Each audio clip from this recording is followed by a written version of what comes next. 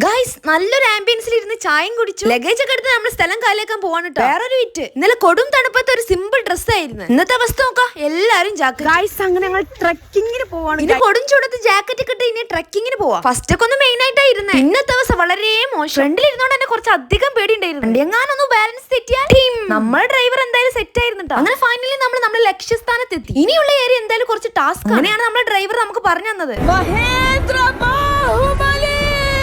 ഞങ്ങളൊക്കെ ഭയങ്കര എക്സൈറ്റഡ് ആണ് കേട്ടോ. ഇനിയിപ്പോ എന്ത് ടാസ്ക് വന്നാലും ഞങ്ങൾ അത് സിമ്പിൾ ആയിട്ട് നേടിയിടും.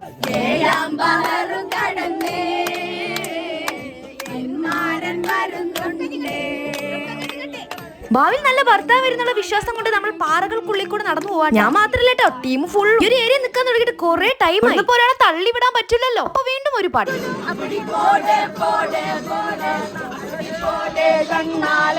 അങ്ങനെ സോങ്ങിലൂടെ പോടെ പോടെ വിളിച്ച് വീണ്ടും നടത്ത സ്റ്റാർട്ട്. ഈ ഒരു ഏരിയയിലൂടെ നടന്നപ്പോ വീണ്ടും ചിന്ത മാറാൻ തുടങ്ങി. അടച്ചോൻ ഈ പാറക്കൊന്ന് ഇളകി വീഴാണ്ടെങ്കിൽ ജീവിതം കഴിഞ്ഞെന്നൊക്കെ പറഞ്ഞിട്ടാണ് ഇതിന്റെ അകത്തൂടെ നടക്കുന്നത്. പക്ഷെ സംഭവം സെറ്റ് ആയിരുന്നിട്ടാ. ഇതൊക്കെ ലൈഫിൽ എന്തായാലും ഒരു തവണ എക്സ്പീരിയൻസ് ചെയ്യണം. പാറന്റെ അകത്ത് കൂടെ നടക്കണം എന്ന് പറഞ്ഞപ്പോ ഇത്രക്കും പ്രതീക്ഷയില്ല കേട്ടോ. വൈറ്റ് ബാൻഡ് ഒരു മൂടൊക്കെ ഏകദേശം ഇവിടെ സെറ്റ് ആയിട്ടുണ്ട്. ഇതാണ് നമ്മുടെ ഹംനന്റെ അവസ്ഥ.